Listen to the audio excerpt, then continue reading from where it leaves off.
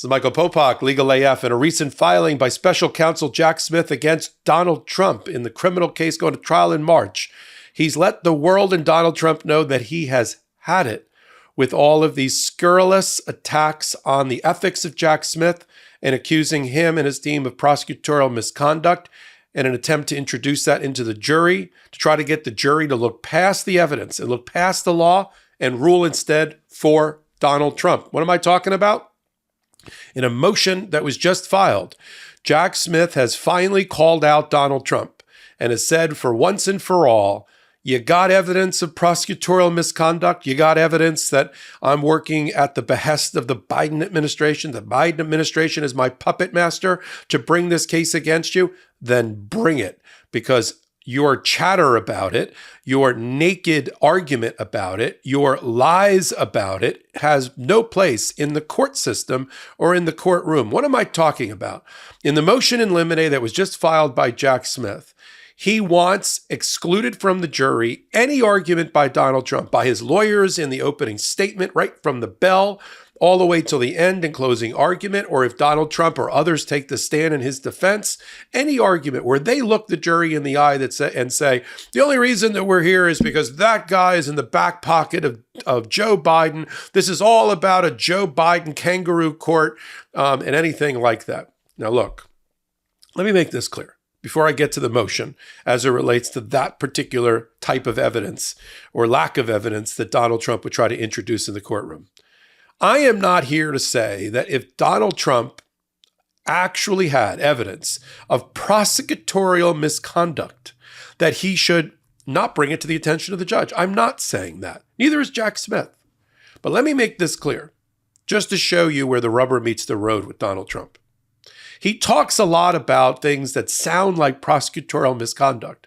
Joe Biden is prosecuting me. Joe Biden's chosen special counsel. The special counsel answers to Joe Biden. The special counsel is coordinating with the Biden campaign to get him elected. You hear that a lot. And if any of that were true, they had evidence of any of that, then you would bring a motion to dismiss the indictment because of prosecutorial misconduct. You know what's missing from all the filings that have happened over the last several months by Donald Trump aimed at that indictment? Not one of them. Not one of them is on the grounds of prosecutorial misconduct, citing the body of law in that area to seek the dismissal of the indictment. Not one. And it's not like they lack creativity on the Trump side. They've brought half a dozen types of motions, different types, different stripes against the indictment. They've argued that it violates the supremacy clause. They argue that it violates some sort of absolute immunity. They say that it's the product of due process violations. They say that it is the product of selective prosecution in some way, even though that's not a defense to a crime in the federal court system. But they never say there's been prosecutorial misconduct laying out the evidence of the coordination that allegedly exists between the Trump prosecutor and the Biden campaign, or the Biden White House, or even Merrick Garland. You know, even if they try to make the argument, well, it's Biden pressuring Merrick Garland to put pressure on the special counsel, and that's the reason I'm being prosecuted. Where is the evidence? And if they had the goods and they had the evidence, you know Donald Trump would have filed a motion styled motion to dismiss for prosecutorial misconduct. That motion is missing. And so Jack Smith has, as I said at the top of the hot take, has had it with the freeloading and free riding of Donald Trump on an argument that has no legal merit or has no factual merit. Donald Trump gets a lot of mileage, make no mistake about it. Freeloading. Freeloading because he can't prove it in a courtroom, but he gets to talk about it endlessly for campaign fundraising and to try to help his electoral chances and to go after his political enemies and to write over Christmas that Jack Smith and his team should rot in hell to raise more money. I get the ecosystem in which Donald Trump is operating. And I get that this is the oxygen for that ecosystem. But that's freeloading because you don't actually have the goods. You don't have the facts, the evidence, or the law to present in a courtroom, the wood-paneled courtroom, so you got to do it on the steps of the courthouse. You got to do it at rallies. You got to do it in social media. You got to do it in news interviews with cupcake reporters throwing you softballs, to mix metaphors. as I sometimes like to do. And this is Jack Smith drawing a bright line and saying, there is a courtroom, there is a courthouse, there is a jury box, there is a bench, there is a bar, and there is evidence and there is facts, and then there's everything else that Donald Trump is doing.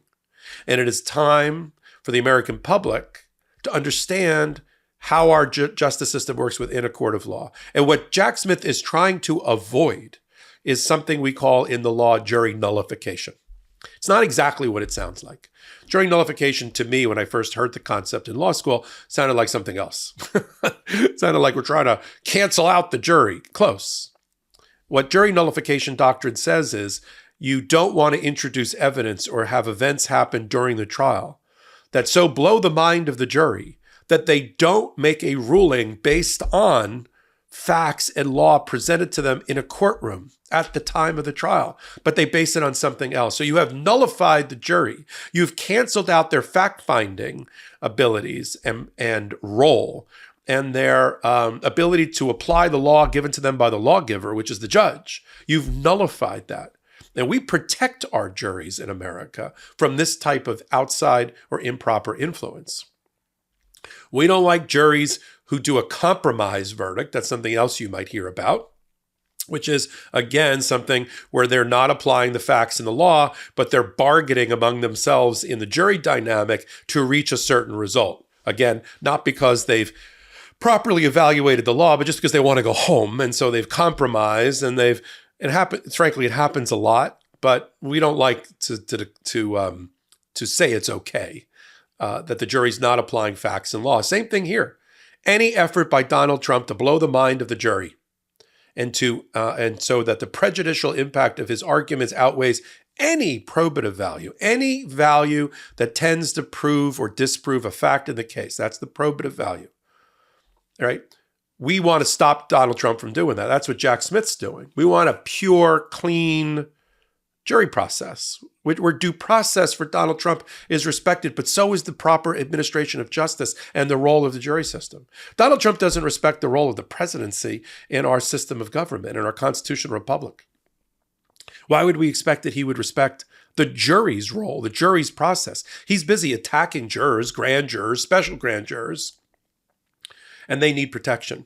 And so filing motions like Jack Smith just did and focusing on calling out Donald Trump. You got a motion for dismissal of the indictment because of prosecutorial misconduct, because you think I'm a bad guy, because you think I'm going after you and your family for no good reason, because you think I'm a puppet of the Biden administration, then bring the motion. And if you don't bring the motion, then shut the legal AF up about these issues, especially in front of the jury, because we're worried about jury nullification. Look, there's 23 pages of the motion. I'm giving you one aspect of it that I find some of the most intriguing aspects of it.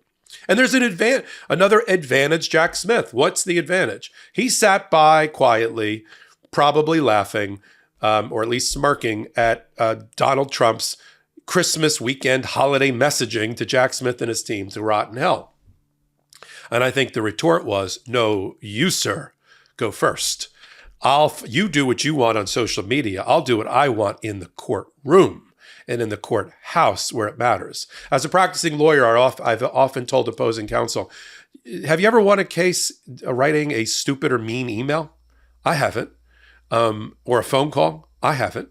So why don't you knock it off and start being professional, and let's move this case and progress this case to get to the point where we're in front of an arbitrator or a judge or a jury or all three. And so that it happens often. People mistake, naked aggression, and in this case for Donald Trump, social media adulation for success in a courtroom. And they are two completely different things, and Jack Smith knows it. And so the other advantage, Jack Smith, is that because the case in the DC election interference case is technically stayed, meaning it's on ice for right now until the DC Court of Appeals and maybe the US Supreme Court rules on the immunity defense that Donald Trump has put up.